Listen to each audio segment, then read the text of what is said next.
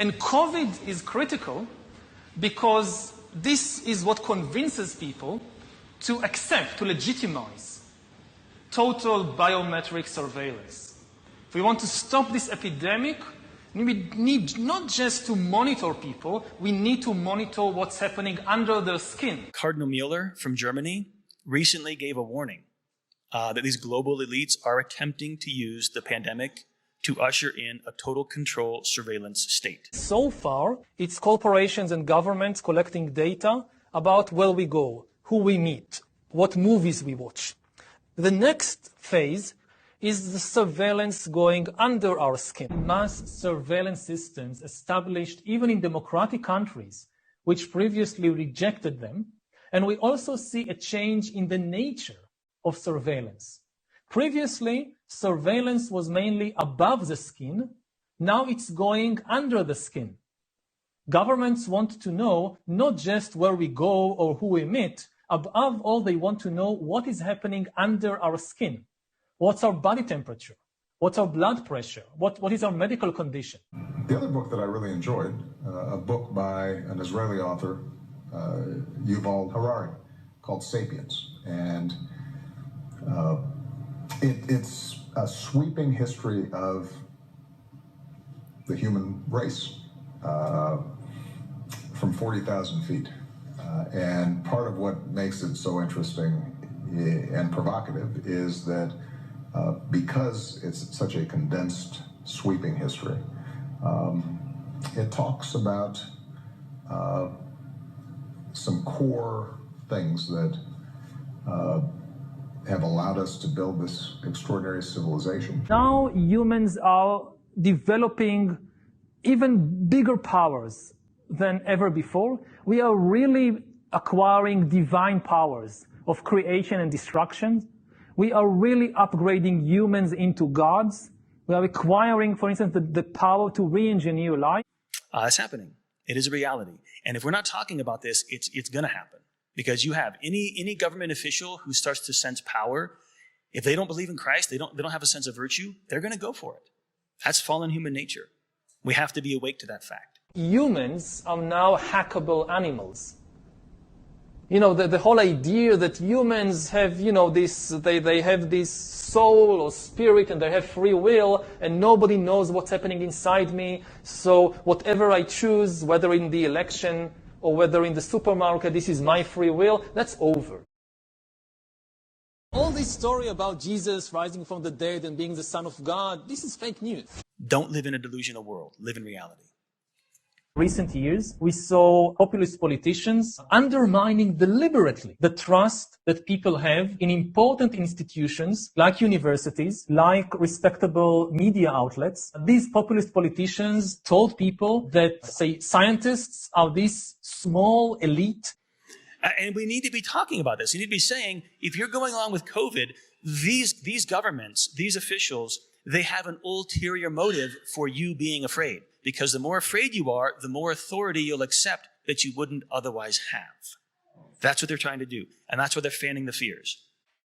And COVID is critical because this is what convinces people to accept, to legitimize total biometric surveillance.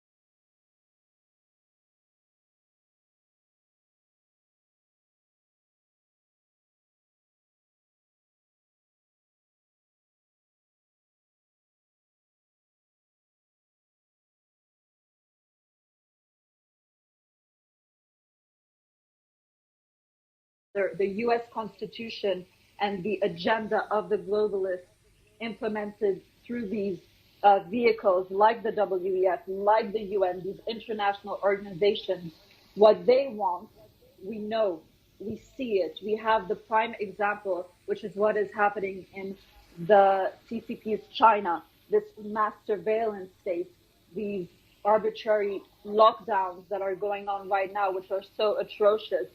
They are using the pretext of, quote, this pandemic to install this biosecurity infrastructure. And the few freedoms that we are left are in the process of being completely taken away from us with this so-called treaty, convention, agreement, international instrument, as they're calling it for now. We will see once the draft is finalized, but it means that we won't have freedom of movement anymore. You know, we also have, in conjunction with what they're doing with the CBDC, you know, the central bank digital currencies, everything will be digitized and every single thing will be tracked. And this is not a world in which I want to live, and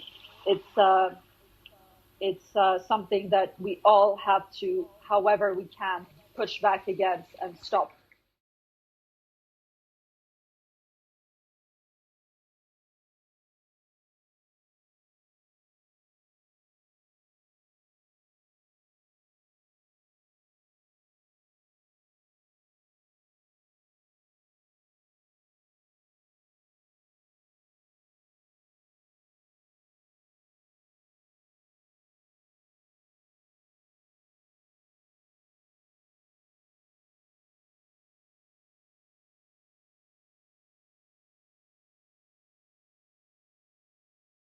If we want to stop this epidemic, we need not just to monitor people, we need to monitor what's happening under their skin. Of NATO, economic forces, and then as well the medical forces that we're seeing take place concurrently in Geneva. And I saw you had Noor there. What we're seeing here is a great reset really on three prongs, because we've got the economic front, where Schwab is right up in your grill saying we will build the future. The military front, where they're confronting Russia with this proxy war, making the Ukrainian people have to suffer the brunt of that. And then third, we just went by the metaverse booth. Steve, the transhumanists are here. That part of the agenda is in full throng. 2 minutes on Gavi. Why is this so big? Oh yeah, deal so for Gavi, people in the know. This is a power broker. Global AIDS vaccine initiative funded by Bill and Melinda Gates. It's kind of the in the history of what we call gatelets, this play where Bill funds nonprofits that then allow him to make tax-free donations to support the development of products for companies that he buys stock in, because that's the circle of life here. Gavi is his prototype NGO that he set up years and years ago for AIDS vaccine initiative development, and it has just grown into a monster. And it has become kind of an all-purpose home, somewhat akin to the initiative that was set up in the Netherlands that has driven a lot of these current vaccines being developed. So it's one of his core assets, basically. And what you're looking at with PR coming out of Gavi is basically press and information and positioning that is directly coming through and serving the interests of the Bill and Melinda Gates Foundation. A report called the VAERS report, Vaccine Adverse Effect Reporting System. With the bird flu, swine flu, in the 2015 or so, 2010, they came up with a vaccine for that. And it was shut down after 200 adverse effects were reported through the system, because that's too many. 200 is too many. With the COVID vaccines, they've already had 80,000 adverse effects reported. And they're still continuing. Unbelievable. This is going to go down as one of the greatest human rights violations the world has ever seen.